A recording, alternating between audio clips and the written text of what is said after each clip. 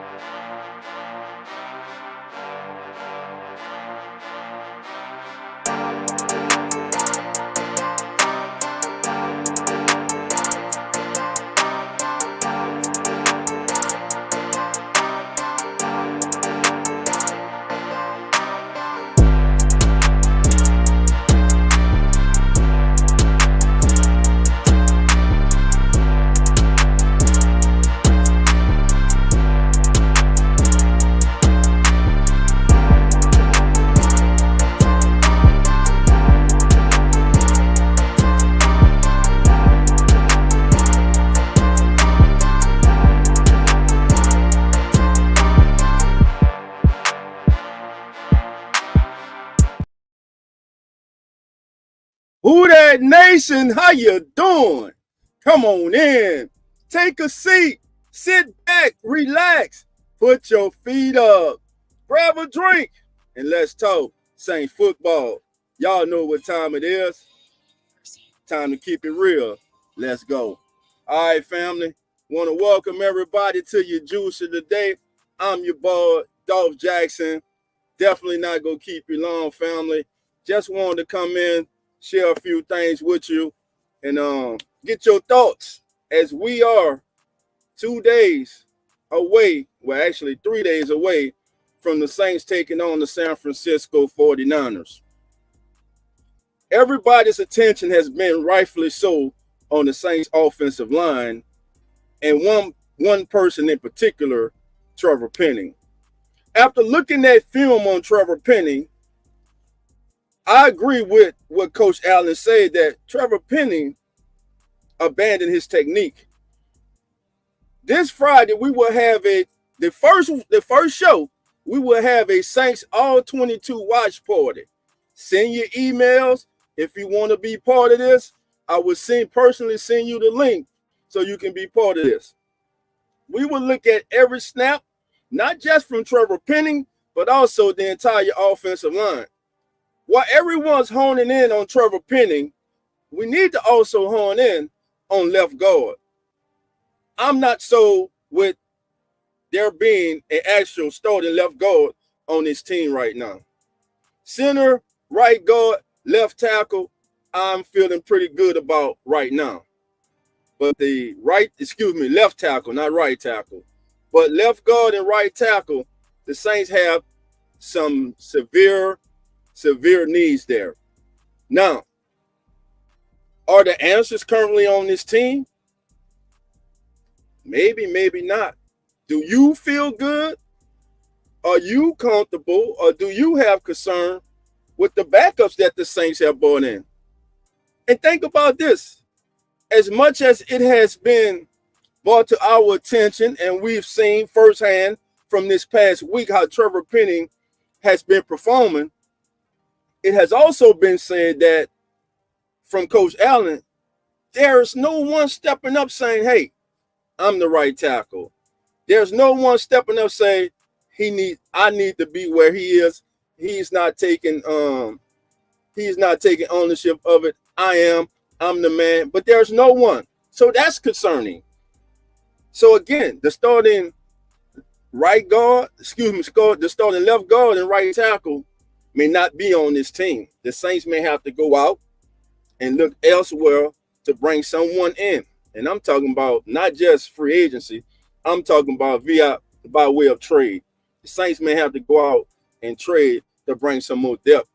Quality starting depth into this offensive line room. So what I want to do today, family, is I want to share this article with you about the safety position. We know Tyron's a lot.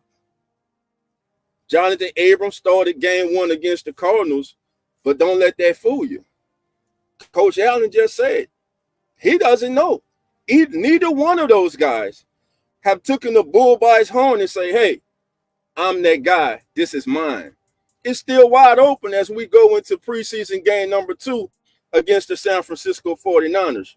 I would have loved for the joint practice to have taken place this week so we could have gotten a better understanding of what we really are dealing with when it comes to the Saints safeties opposite Tyrann Mathieu. So speaking on that, this is an article courtesy of Saints Wire USA, written by Mr. Darian Gray. Jonathan Abram and Jordan Howden are in a tight battle for starting at safety next to Tyrann Mathieu, but in Dennis Allen's eyes, neither one of them have jumped up and taken a position as a starter yet at New Orleans Saints training camp. One a sign of how tight the race is. Howden was the leader on the unofficial depth chart, but Abram walked out with the starting unit versus the Arizona Cardinals in their first preseason game.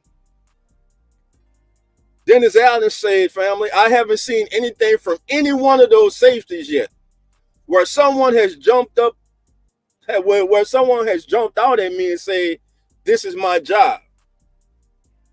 So Dennis Allen, and what I like about Dennis Allen this year, it's about what we all were complaining about. Notice last season, he's holding people accountable. He's been even more forthcoming about calling players out. And he's letting it be known to Howden and to Abram. Neither one of you should feel secure. And by the way, if they did, the Saints just had Justin Simmons in here last week. I know he's visiting with the Falcons and he might sign with the Falcons. But again, that should be a clear sign to Abram and to Howden, hey, we're not satisfied with where we are right now. You're not doing enough. You haven't convinced us enough that you can get the job done, that you want the job. So the article goes on to read, it's not a full indictment of the position. Allen likes what he has seen from the safeties, but the way he puts it, no one has taken the bull by the horns, he says, and said, hey, this is my job. So what is Allen looking for out of the position? He wants a player that makes plays, has production, and displays a physicality. When asked about Howden's lessons playing time at the end of his rookie year, Allen pointed to those 3 things as areas he needed to improve on. So last year when his play, remember he kind of got demoted and Abram was thrust into the starting lineup and was playing more? It was because of those 3 things. Howden was not demonstrating those enough for Coach Allen's liking. Allen views this as a position that is in a place to rack up interceptions, pass breakups, and tackles because of how they use their defense. At its peak, this position should be a playmaker. That's why they worked out Justin Simmons last week and why they're waiting to see what move he makes on his free agency tour. Now, I don't know. I know there was no word that came out of Atlanta as far as Justin Simmons. He did the same thing. He went in. He had dinner with the Falcons. I haven't heard of him leaving Atlanta, but I haven't heard any word of them signing Justin Simmons. Also, I know for those of you who are not aware of it, the Falcons did trade for Matthew Judon, the linebacker, the edge rusher from the New England Patriots. So let's see what happens with this Justin Simmons situation. And Mr. Gray finishes up the article by saying, this is likely why the team has continued its pursuit for Justin Simmons this offseason. Simmons could put Matthew in this role and he'd check every box. So that's where we are right now, family, as far as the safety position with the New Orleans Saints. Somebody, Howden, Abram, has to step up. Someone has to claim, hey, they have to go out and they have to take it. They have to take ownership of it and say, hey, this is my job. I'm the starter. I'm the man for this job. Watch me work. But right now, neither one of them, they're not terrible. They're not bad. But right now, they're not where the Saints need them to be. And that has to change. And the only two people that can change that is Abram and Howden. And again, if you're not getting the job done and they're going looking outside, and they didn't just go and go out and go after anybody. They went after an All-Pro and Justin Simmons, who's still very productive. So we'll see what happens. Definitely looking forward to Sunday's game, which will be nationally televised this week, I believe, on Fox. So for those who are out of market, hey, you will be able to see your Saints this Sunday night on Fox against the San Francisco 49ers. Read a few of your comments. All right. Below Zero, how you doing? Who that to you, my brother? Come on in. Who else we got in? Uncle Jerry's in the house. Jerry, how you doing? Come on in. It's Poppy 504. My brother, how you doing? Come on in. Below Zero says, man, I'm trying to get excited to see this new offense. And the first string, I'm hoping we get a few full series this game. Yeah, me too, man. Listen, I believe they may be out there 2 series. Really used to be remember when they were playing 4 preseason games, that 3rd preseason game will always be that dress rehearsal game where your offense would normally play the first half and come out to open up the second half. I'm wondering if this Sunday would be that game, that dress rehearsal game for the Saints, where they allowed Derek Carr and that first string offense to play the entire first half and then come out to open up the second half. But at least the first half. We'll see. Been looking at that first series of the Saints drive against the Arizona Cardinals. Looking at Trevor Penning again. What I noticed about Penning is his technique. And every time that he got in trouble, he allowed the defender to get into him first and into his pass and just drive him. He's not on balance. His technique was poor. And it seems like he was too upright. He allowed the defender to get under him with ease. Now, everything wasn't bad that Penning did, but the things that were bad, they were bad. So we'll take a look at that again this Friday night. Saints 22 film watch party. Come on in, be part of that. Send your emails.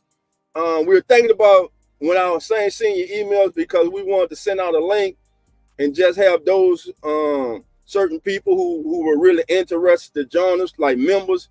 But I'm gonna get with Coach, and we might just go ahead on and just open it up. Now, the reason why we were not going to do is because right now with the all 22 on YouTube, it's kind of funny. So we're kind of looking into that. We try not to get any copyright strikes or anything like that. All right, we got a new comment. Below Zero say, Penny seemed like he is trying to catch the rusher instead of drop and anchor himself. He's got to work on pad level. All right, exactly, Below Zero. Man, you took it right in my mouth. That's what he's doing. He's waiting. He's not getting that initial punch on the defender.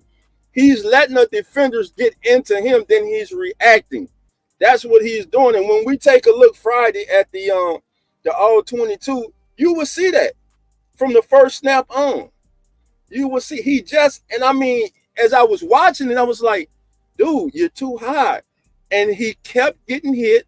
The defender kept getting into his pads. He's off balance. He's not anchoring. He's not re-anchoring. And he's getting pushed back. He's off balance. That's why he wound up on the ground so much. Technique. His technique lacks. He's not consistent with his technique. And he has to improve that to be a better player. And listen, right now, I mean, the panic, not panicking, but what's concerning is there's no one challenging him. When Landon Young's not, and now he's been cross-trained. Ali Udo, shout out to New Orleans Football, Nick Underhill. They say Ali Udo, now the team has been working him at right tackle more as the number 2 tackle. He had 2 back-to-back penalties. As I was watching the All-22, he had a block where he completely missed his man. But then there were a lot of good things. So he was looked upon as being that swing tackle when the Saints signed him, the replacement for James Hurst. Now it looks like they're trying to use Landon Young in that position. I don't think they're as comfortable with Landon Young at right tackle, but hey, we will see how that goes. Let me see. Yeah, see, I thought I had another comment. All right. So, family, what do you mostly want to see from the Saints come this Sunday night against the San Francisco 49ers? Me, for one, I would like to see the offense string together 2 good drives, ending in a touchdown. Of course, touchdown, the main thing that we all want to see. But also, I want to see execution. I want to see a command of the offense by Derek Carr. I want to see this offensive line step up in obvious pass situations, not first and second down, but in obvious pass situations. I want to see this offensive line step up and give Derek Carr the necessary time to go through his progressions and get the ball off. Also, to me, the Saints have to run the ball more. For the Saints to be successful this season, the running game is going to be pivotal. They have to be a run-first team. Let Derek Carr play off of play action where he's really strong. That's one of Derek Carr's strongest suits is play action. He's really strong off of play action. So if the Saints are able to have a consistent, good running game, then that should enable Derek Carr to have a highly successful season. Listen, right now, the CEO is just handling his business. And when I say the CEO, I'm talking about the CEO of the wide receiver room, Chris Olave. That's our name for Chris Olave this year, by the way. The CEO, baby. The CEO is handling his business. Rashid came back, and everyone's saying you can tell the difference. Now, wide receiver 3 and 4 right now, it looks to be, to me, Cedric Wilson as the wide receiver 3, A.T. Perry and 4. So that final wide receiver, I think it's going to be, right now, fam, I think it's going to be, of course, Chris Olave and Shaheed. I think Cedric Wilson makes this team. I think it's going to be A.T. Perry. Really hoping to see Mason Tipton. Austin Jr.'s been looking good. Morgan, let's see if Stanley Morgan can make an impact this week. Also, Samson Nacua. Samson Nacua is a person that I'm anxious to see. Hey, he made a big catch this past week on that final drive that led to the game-winning field goal. So Samson Nacua, to me, is a person, if Mason Tipton cannot get back, I think Mason Tipton will be a prime candidate that the Saints will bring back to the practice squad. But I think that Samson Nacua, has a legit chance to make the Saints as the 5th receiver. It's wide open. Really 4 and 5 is open to me. 4 and 5 is open. A.T. Perry picked it up, but I believe he got hurt. So let's hope he's all right. He's able to go. And Dennis Allen continues to be. I mean, listen, we got to get Kendrick Miller. We got to get this kid on the field. I don't know about you guys, but I've heard about Jordan Mims. I just watched Jordan Mims in the football game, and I wasn't blown away. I was not blown away. I like to see more Kubota this week than Jordan Mims personally. Jamal Williams to me is going to be Jamal Williams. He's going to be that aggressive, physical run between the tackle guy if the offensive line can open up holes for him. Playing to his strengths. Then we talk about the backup quarterbacks. Who's going to start this game? If the Saints decide to let the one sit, which I don't think they should, I think that the starting offense should go the entire first half. I don't care who's on the other side playing for the San Francisco 49ers. This Saints offense needs all the in-game live reps that it can get against another team. They need to get this chemistry down. They need to get in the heat of the moment, going through adversity, trying to overcome adversity against an uncommon, unfamiliar opponent. That's what they need. And listen, they had that this past week against Arizona. And quite frankly, we all saw that first the series with the first offense. It was anemic. It was pathetic. It was not good. Let me just say that. I didn't say pathetic, but it was not good. Some things that we did notice, Saints, of course, the Saints are being vanilla. I know a lot of people were losing their mind like, hey, man, what about this offense, man? They really didn't do this. They didn't do that. Well, it's preseason. You don't game plan for your opponent.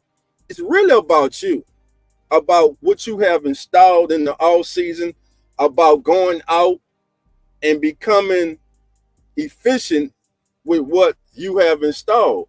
So that's what the Saints are trying to do. They're not game planning for these teams. Now, in a dress rehearsal game, because they might script together a few plays to start the game. They may take a time to scout the 49ers from last week. But again, it is preseason. But I'm looking forward to seeing the Saints offense the entire first half, or at least 2 to possibly 3 possessions at the most. I cannot see them sitting out this game or getting just one series. Because next week, in week 3, when they're at home, I'm not playing on my starters. I'm not playing on my starters. Then you got a week off before the regular season, so time to get everything refined and ready to go for the Carolina Panthers. All right, family, we got a comment come. Greg, how you doing? Come on in. Morning to you too, my brother. Thank you for being here. All right. So the Saints family, the Saints have a rookie cornerback that's starting to make some noise. Now, this young man is a cornerback from a small school. His last name is kind of familiar. His last name, Derek L. How you doing? Come on in. Thank you for being here, brother. So, this young man, cornerback, Rico Payton. This is courtesy of Crescent City Sports. They do a great job over there at Crescent City Sports. This is by Renee Nadeau. And this is by Rico Payton. And listen, Rico Payton had some good moments this past week. I was impressed with Rico Payton. Rico Payton he has gotten reps with the ones in camp. So Rico Payton is a player to keep an eye on. So let's take a look at this. And an NFL final 53-man roster typically includes 4 or 5 cornerbacks, depending on the skill set of the individuals involved. The practice squad is an additional option for someone who may have just missed the final cut around the league. An early assessment of the cornerbacks on the Saints' current roster would naturally include Marshawn Lattimore, Kool-Aid McKinstry, Paulson Adebo, Alante Taylor as solid locks. However, Unforeseen issues like injuries as the season approaches can create unexpected opportunities. Thus, Rico Payton is an undrafted Saints rookie free agent who many fans may not readily recognize. In his very first NFL encounter last weekend against the Arizona Cardinals, he received one of the highest, if not the best grade on the Saints squad from Pro Football Focus with a 91.7 grade. The kid, he was good last week. He was good. According to PFF, the rookie participated in 33 snaps, including 29 as the outside corner. He was targeted 6 times by the Cardinals, and he only gave up 1 completion. Rookie undrafted, first game, NFL game, preseason. He gets targeted 6 times. The young man only gives up 1 completion. And he broke up 3 passes and forced 4 incompletions while maintaining tight coverage. He had no penalty flags, and he had a 1 tackle for a loss, along with 1 unassisted tackle. Over the course of training camp, Payton has demonstrated the ability to play effectively in press coverage and stay step for step with receivers during practice. An intriguing prospect since before he arrived following the 2024 NFL draft. Payton is 5'11". He's 188 pounds. He's from Division II Pittsburgh State, which is a kind of powerhouse in Division II, and was previously at Southern Illinois. His transfer worked out very well. Payton was a 2-time Mid-American Intercollegiate Athletic Association selection and was nominated for the Cliff Harris Award, which goes to the Small College Defensive Player of the Year. Last year, he intercepted 4 passes and broke up 16 others, earning NCAA Division II second-team All-American honors. New Orleans thought highly enough of the St. Louis, Missouri native to offer him a $45,000 guarantee on his undrafted rookie deal. I thought the visit went well, is what he said when he visited the Saints. I told my agent and my family that I hope to be here, and he said, hey, I'm blessed to be here. The Saints had plenty of competition for his services. The world champion Kansas City Chiefs wanted him. The Indianapolis Colts, the Jacksonville Jaguars, San Francisco, who we will see this Sunday, Green Bay, Minnesota, New England, and those dirty birds up there in Georgia. All of these teams attended his pro day and showed keen interest.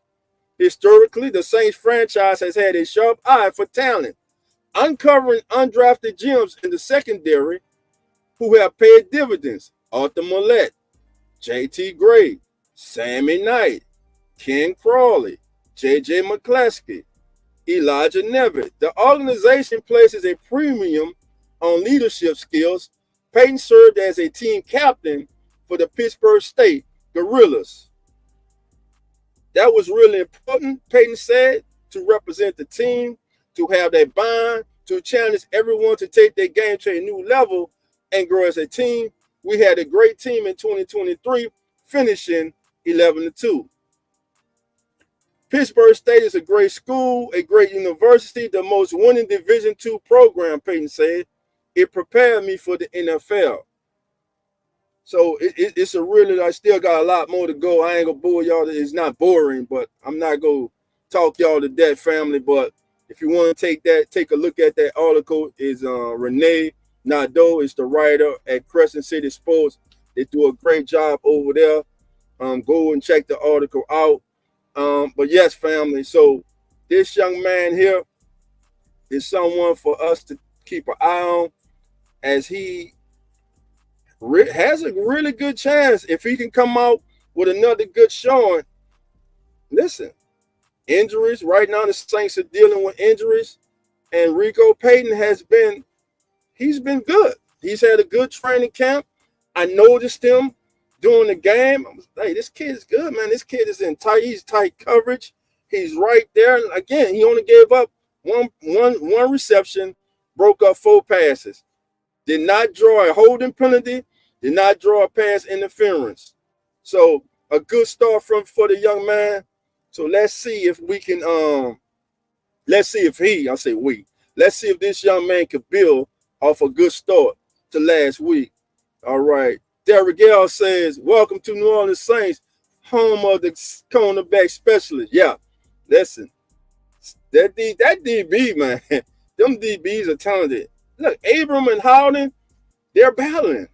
Somebody has to step up, though. They better step up. Or, listen, if Simmons leaves Atlanta today, and today or tomorrow, we don't hear the day that Simmons signed with the Falcons, and he doesn't have another visit scheduled, I think it's him just taking that time to decide between the Saints and the Falcons. Hell, they just got Matthew Judon in the trade. Let's hope he doesn't pick the Falcons. But shit, if he does, and he'll just get the business when we play their ass. That's how I'm at. Either you're with us or you're against us. All right, family. Let me see. Lou Dub, for real, how you doing, my brother? Come on in. Yeah, he was number 2 on the list behind coach rookie Micah Abram, who had a rating of 92.2. Yeah. So listen, that's a highest rating for a kid. Listen, the kid's first game. Targeted 6 times. He only gave up 1 reception. 4 passes broken up. And I think he had a tackle for a loss. A great debut by the young man. So he's someone for us to keep an eye on. Greg says, got my cough. I woke up late this morning. It's all right, man. That caffeine to get you up, baby. OG Stoner. Stoner, how you doing? Come on in. All right, family. Hey, family, I want to listen. We will be live Sunday, live stream, live watch party. The link will be in the chat. Come on in, join the party. We had a great time last week. Goldie Creation, Jerry, J Live, Hoodie. Listen, everybody, come on in. Turn the sound down on the TV. Come on in, follow your boy Dolph. We gonna have a party. We gonna talk about it. We gonna have live play-by-play. We gonna do like we normally do, family. We gonna have a party, and we gonna keep it real. Listen, family, I'm about to get on out of here. I want to thank everybody for joining me. This has been your juice of the day. I'm DOLPH Jackson, and like always, family, love and who that. And I'll see everybody later. And we out. I think. Now we out.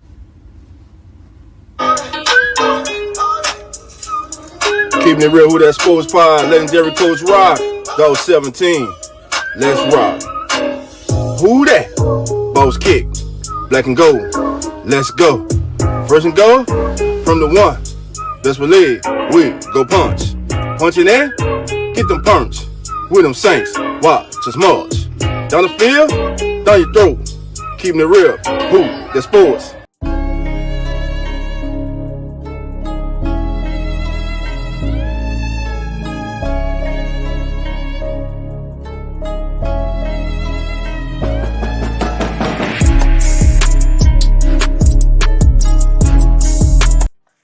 The Comma in Sports Network.